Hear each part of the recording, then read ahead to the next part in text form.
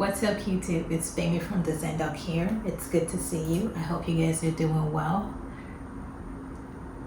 In today's video, I will be sharing the process, the tutorial for how I created this interesting piece of work that I am holding. It is a sculpture that is part of my Brutalist collection. Before I get into the details of the piece, if you're new to my channel, welcome. If you're not, welcome back. If you're not subscribed, I truly would appreciate your support if you would just hit that subscribe button and turn on bell notifications so that you're always, in the loop when I share new videos or tutorials. If you've seen any of my other videos, one thing you will know is that a lot of different tutorials will be coming your way from this channel. There are so many things that I work on, so many materials. I have tons of ideas, so many out of the box thinking is happening here. So I can assure you there are so many reasons why you want to hit that subscribe button. Thank you very much for doing that. Now jumping back into today's video, I guess I want to share a little bit of a backstory about this piece, which belongs in my Brutalist collection. Brutalism in design or art is pretty much a style that is characterized by deliberate sort of plainness and crudity. It can often be seen as menacing or austere. I will leave more of a blurb so you can get a better sense. And in my Brutalist collection, I've taken in this idea of brutalism both literally and figuratively, and so this collection is one that is super personal to me.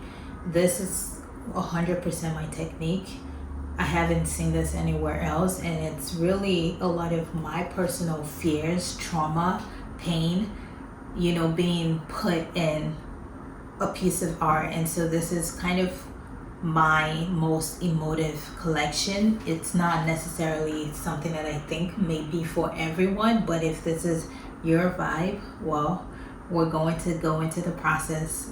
We're going to see the process very soon, but I just kind of wanted to share a little bit of the story behind this, because it's super personal for me. This specific piece is called Rugged, and so these pieces, or the pieces in this collection, are primarily painted with coffee. Sometimes I'll also use things like green tea, whatever I can find to really just get into I will say what I'm trying to convey with the art. Whatever pigment will get me there, but typically I've always used coffee. In the future, I might explore other natural mineral pigments, so you might want to stay tuned for that. I will also say that some of the parts of this tutorial might be interesting. Some of you might recognize this, and that's because the story for this artwork really is more it's more of a, I don't know if it's a wholesome story, but it has more of a story behind it, because when I initially worked on this piece, I had a completely different vision in mind, and I did share that tutorial, so some of you might recognize parts of the tutorial for this video. But what happened was it did fall and it broke, and I kind of just put it aside for months, and a lot of what I'm doing this month is going back into pieces that maybe I lost focus on, or maybe I just didn't feel motivated to continue, or maybe I abandoned. So I have been doing that a lot recently, going back to old pieces that have a lot of promise and just kind of reviving them or changing kind of my direction with them. And so in light of that, this is what I have. And but anyway, without further ado, if you're interested in seeing the behind the scenes process and seeing a tutorial step by step for how this piece came about, then let's get into it.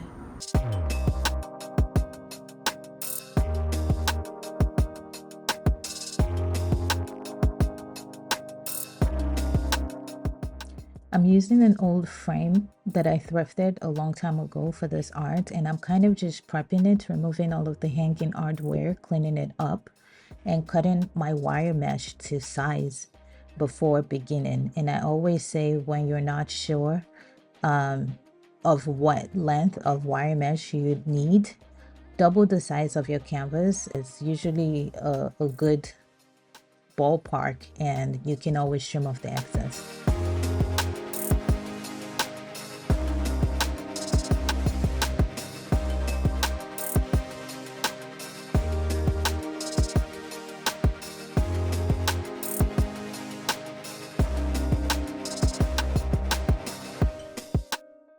Next, I staple off two ends of the wire mesh to the canvas to give myself a foundation to work with while I figure out the frame or the shape of my sculpture, using a hot glue gun to glue the wire mesh to the canvas in a way that allows it to hold the shape that I have in mind.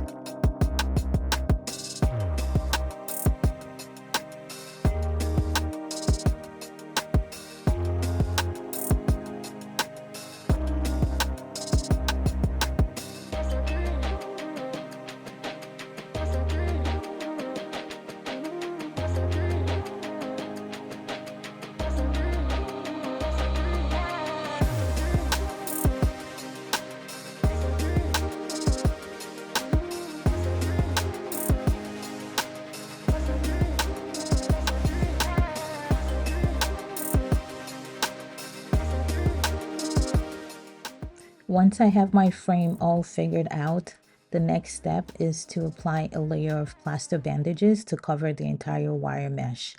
And we do this by wetting the plaster bandages with water and smoothing it over the wire mesh, either with my hands or with a brush.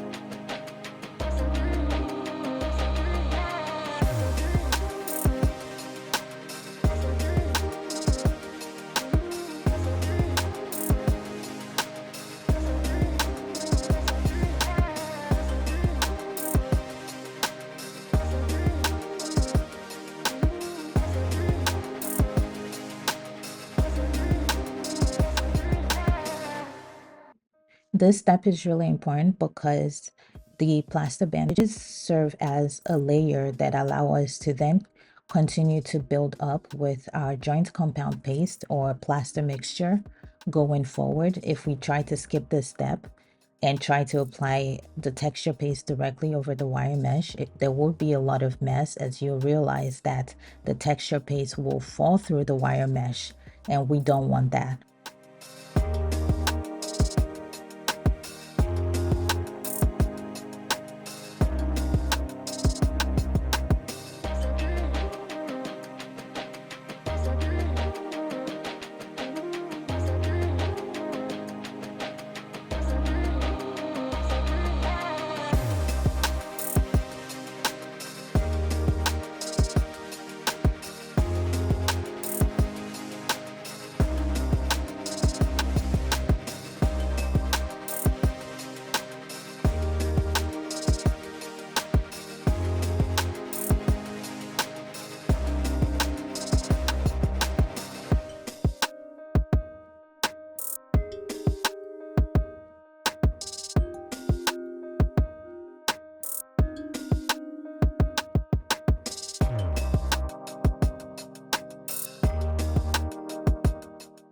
Once your wire is completely covered in a layer of plaster bandages, it's time to begin applying your texture paste.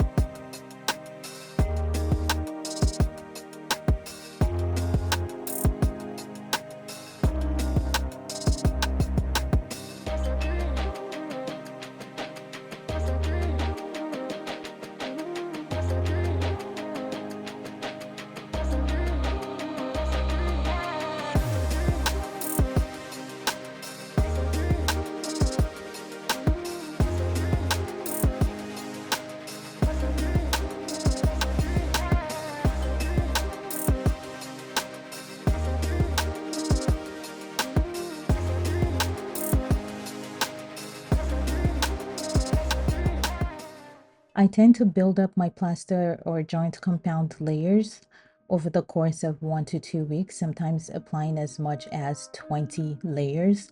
Ultimately, you want your work to be durable and rock solid, but there is no set number of layers that you need to apply. That's ultimately completely dependent upon you and what you're trying to achieve. You also want to keep in mind how thick or thin your layers are being applied. That is also a factor that comes into play.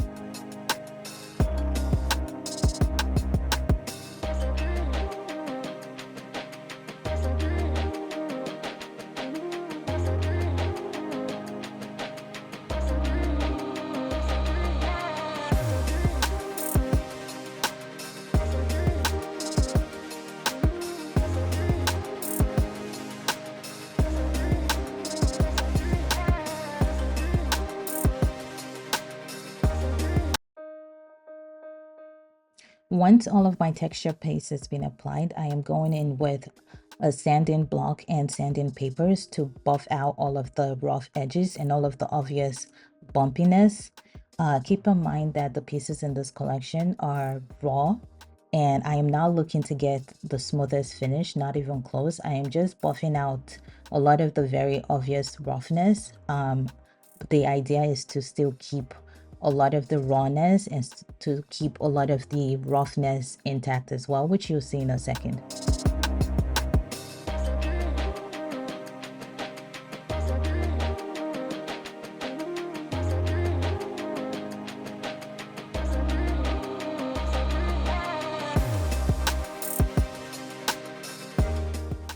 You always want to wear a respirator mask when you're sanding to avoid breathing in all of those dust particles.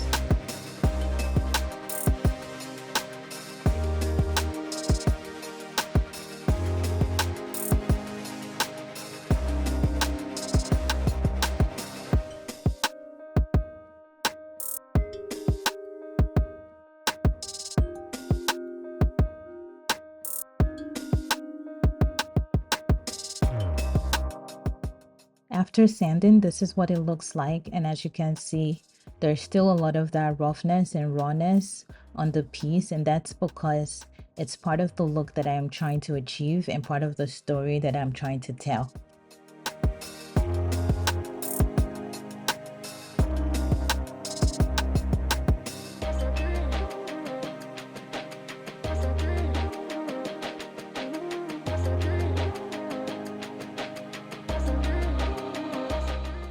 To paint the piece, I always keep a stash of stale ground espresso on hand, and I'll pretty much just mix it in a little bit of hot water to create a thick paste.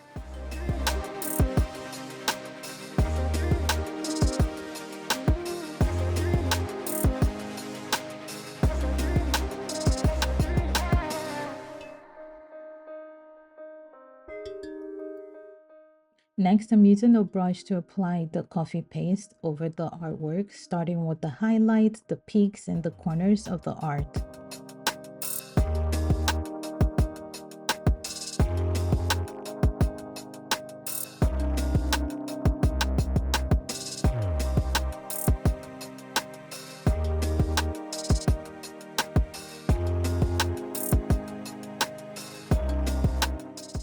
I also like to apply the coffee in different consistencies, keeping some parts lighter and some parts darker to create depth.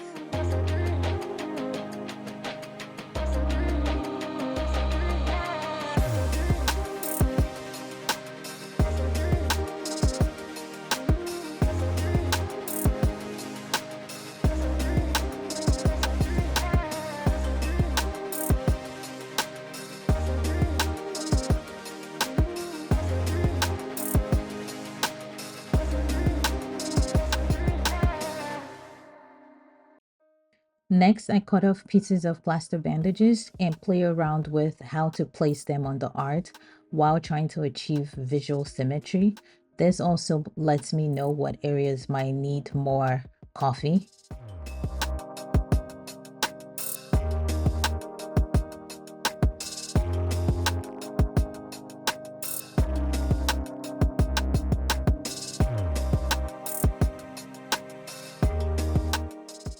Once I have my placement all figured out, I go in with a wet brush and apply those plaster bandages over the art. I also like to distress some of these bandages to help achieve that raw look that we're going for.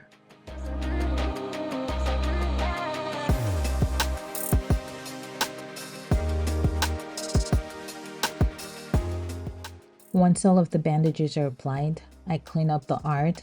I apply coffee wherever I think it might still be needed, and I allow it to dry fully before going in with a matte spray varnish to preserve the piece and seal it for longevity.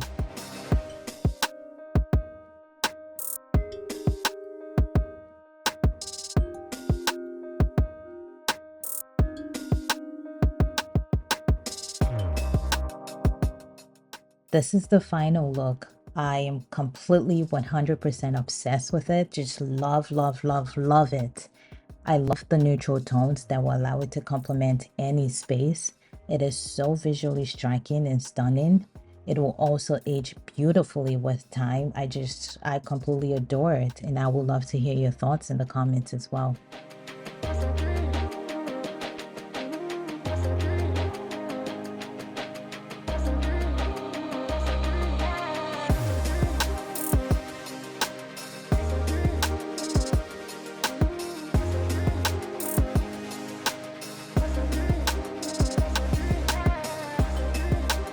So that was the entire process.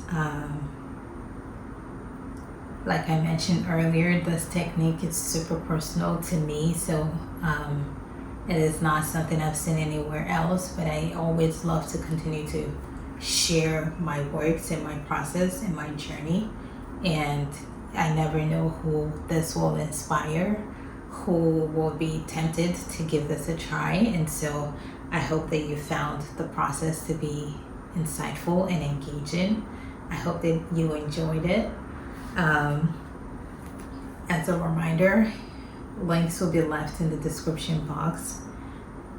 If you're looking to shop any of my works as well, they will be available. The links will be available in the description box. You can either go to my website where you can get 10% off, or you can just check out my Etsy store as well. I understand if this piece isn't necessarily for everyone, just because it's not necessarily the goal of the sculptures in this collection are to be a little bit more jarring than typical. They're not necessarily designed to be beautiful or pretty. I want these to have more of an interesting look because the works in this collection, they're more raw, they're much more unfiltered. They tell a story that is very, very unfiltered. This is called rugged, and it looks like it's been through a little bit of some trauma, and so that's it's a very unique collection, I will say. But if this is something that you're drawn to, it's something that you're willing to give a try, I absolutely highly recommend that you do give it a try. Give me a shout in the comments if this is something that you're drawn to. But yeah, I will stop going on and on about it. What I will say is I want to thank you all for hanging out with me today, and I will see you all in my next video. Bye.